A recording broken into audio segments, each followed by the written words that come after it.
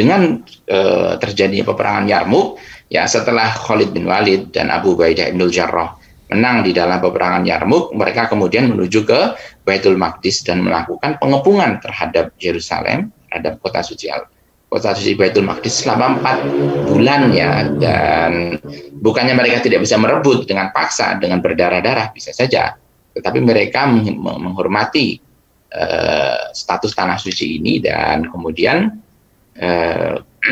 pemegang pintu atau memegang kunci pintu Baitul Maqdis meminta agar pemimpin kaum muslimin yaitu khalifah untuk datang langsung. Maka Umar bin Khattab radhiyallahu anhu berangkat dari Madinah untuk menerima kunci kota setelah 4 bulan pengepungan, dan jatuhlah Baitul Maqdis ini sebuah pencapaian bersejarah dan menjadi sebuah titik poin yang sangat mengubah serta mempengaruhi sejarah dunia. Nah, Palestina ini dalam keyakinan umat Islam besar sekali posisinya. Coba kita lihat. Di sini ada nabi-nabi yang sangat banyak yang mereka kalau tidak lahir tinggal atau pernah ada di Palestina. Di kota suci Al-Quds itu ada dulu tinggal Daud, Sulaiman, Zakaria, Yahya, Ilyas, Zulkifli. Di Bethlehem itu disitulah lahir Nabi Isa alaihissalam ya, bersama bundanya ada dan tinggal di kota Bethlehem ini. Di kota Al-Khalil atau Hebron ya, disitulah dulu Ibrahim melarikan diri dari Irak, beliau kemudian masuk ke Al-Khalil, lahirlah di sana Ishak, kemudian Yakub lahir ya, Yusuf, kemudian di sanalah tinggal Yunus, Ayub dan Lut.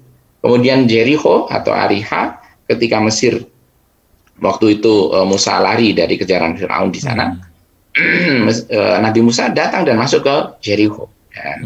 Syuaib dan Soleh juga ada di sini. Jadi ada 18 nabi dan rasul ya yang berada di Palestina. Jadi status Palestina ini sangat penting sekali dalam ideologi, dalam keimanan kaum muslimin.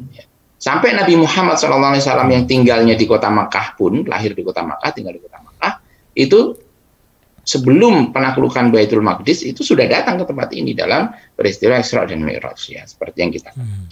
Ini sangat-sangat penting dalam keimanan kaum muslimin ya. Dan di situ nanti setelah kemenangan peperangan Yarmuk, maka dibangunlah 2 masjid yang sangat indah, yaitu Masjid Qubatus Sakhra dan Masjid Qibli. Masjid Qibli yang hari ini ada itu dibangun oleh Turki Utsmani, tapi Qubatus Sakhra yang sangat indah ini itu adalah hasil dari arsitektur zaman dinasti Umayyah. Dan dinasti Umayyah itu adalah turunan langsung ya, itu adalah hasil langsung dari peperangan Yarmuk ya. Nanti akan kita bahas. Jadi tidak bisa lepas arsitektur Masjidil Aqsa yang kita kenal hari ini dari peranan kaum muslimin pasca Yarmuk ya. Nah, ini adalah 14,4 hektar tanah Masjidil Aqsa, menggambarkan 2 peristiwa agung ya, Isra dan Mi'raj. Ini tempat sholatnya Rasulullah dan ini tempat Mi'rajnya beliau, betapa agungnya tempat ini ya. Nah, ini lebih jelas lagi. Nah, ini adalah bangunan yang dibangun pada tahun 65 Hijriah di zaman dinasti Umayyah, yang hari ini masih dapat kita lihat betapa agungnya Masjid Qubatus Sakhra ini. Dan ini adalah hasil dari apa? Hasil dari peperangan Yarmuk yang nanti akan kita baca lebih banyak ya. Nah, ini adalah Qubatus Sakhra atau batu karang yang berada di bawah kubah kuning ya, tempat naiknya Rasulullah SAW ke Sidratul Muntaha dalam peristiwa Mi'raj ya, diyakini oleh orang-orang Bani Umayyah seperti itu pada saat itu ya. Nah, ini adalah Masjid Qibli ya, tempat sholat jamaah sholat laki-laki. Jadi yang dibangun oleh dinasti Turki Utsmani kalau ini. Nah, kemudian terbukanya front Asia dan Afrika. Jadi ini sudah disebut oleh Ustaz Wisnu tadi ya, bagaimana peperangan Yarmuk itu membuka 2 front yang sangat penting. Yang pertama, front Asia itu melalui Irak, yang nanti kurang lebih 3 bulan setelah Yarmuk, Irak itu akan ditaklukkan, Irak dan Iran ya, 2 wilayah Persia yang atau dinasti atau imperium Persia yang berada di bawah dinasti Sasan, itu akan ditaklukkan di dalam peperangan yang tidak kalah besarnya dengan peperangan Yarmuk ya, yaitu peperangan Qadisiyah. Ini akan dibahas dalam STF berikutnya ya, 2 pekan lagi nanti kita akan bicara tentang Qadisiyah. Di dalam perang Qadisiyah ini terbukalah Asia.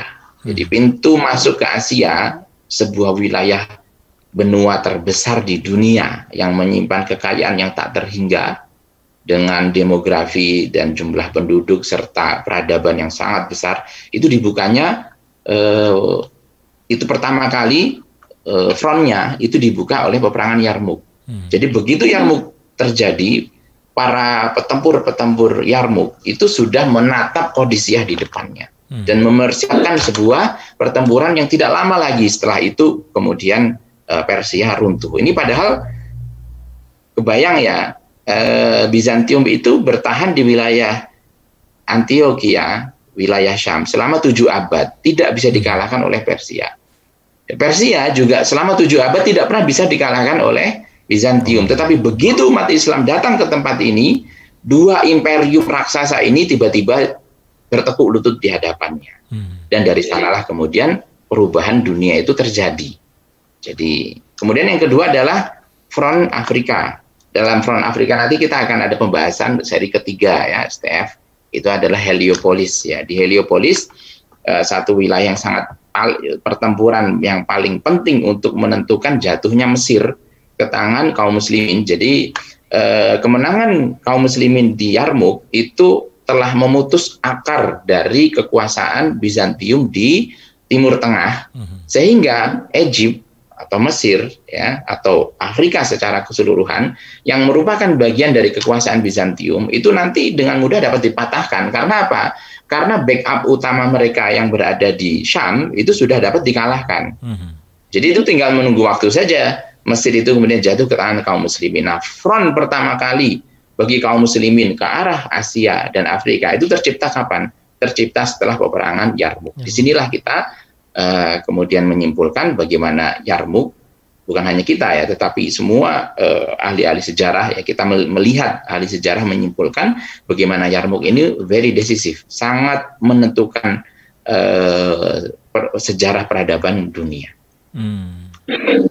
Nah, kemudian setelah Yarmuk ya, setelah front itu terbuka, inilah yang kemudian terjadi masa berikutnya.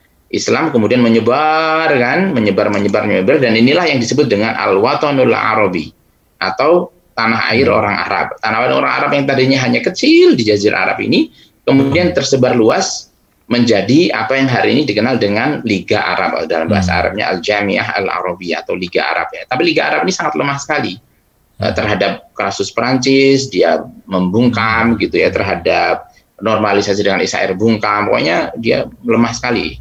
Tetapi bagaimanakah terbentuknya negara-negara Arab dan ditinggali oleh orang Arab serta ras mereka disebut sebagai ras Arab, padahal ini macam-macam ya, ada ras Barbar, ras Kurdi, ras Turki, ras Persia itu bercampur aduk di situ, tapi semuanya disebut Arab aja. Kemudian di wilayah barat ini ada Amazigh ya.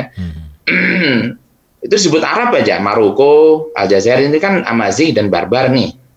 Berber ya, yang kemudian melahirkan perebutan penting di Spanyol.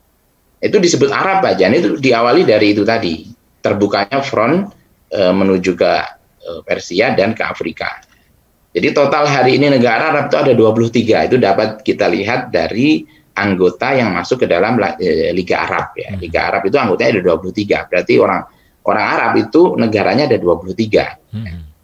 Meskipun ya mereka tidak akur ya, di dalam liga itu mereka berantem terus. Nah di Afrika ya, ada Arab Afrika, Arab hitam ya, kayak ini Sudan, Somalia ya, Ethiopia, lalu bukan Ethiopia nih ya, Eritrea. Bukan Bang, ada satu lagi nih kecil namanya sampingnya Somalia nih, nggak lupa namanya. Nah terus kemudian ini Mauritania. Mauritania nih. Ini saya dulu kuliah di Libya, di sini nih sampingnya Mesir. Teman-teman saya dari Afrika ini banyak banget. Jadi kalau saya lihat peta ini saya jadi kangen dengan mereka. Ya. Dan kita tahu bahwa tentu saja Watanul Arabi ya, negara Arab ini adalah Al-Watanul Arabi Djibouti, maaf ya, bukan Eritrea, Djibouti. Saya punya teman di situ, Djibouti itu.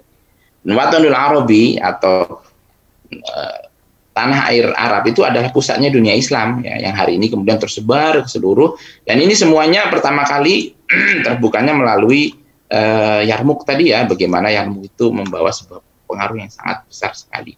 Jadi Afrika takluk pertama kali dibuka frontnya oleh Yarmuk. Asia yang sangat besar ini ya sampai ke India nanti itu dibuka dengan dijatuhkannya Irak kemudian.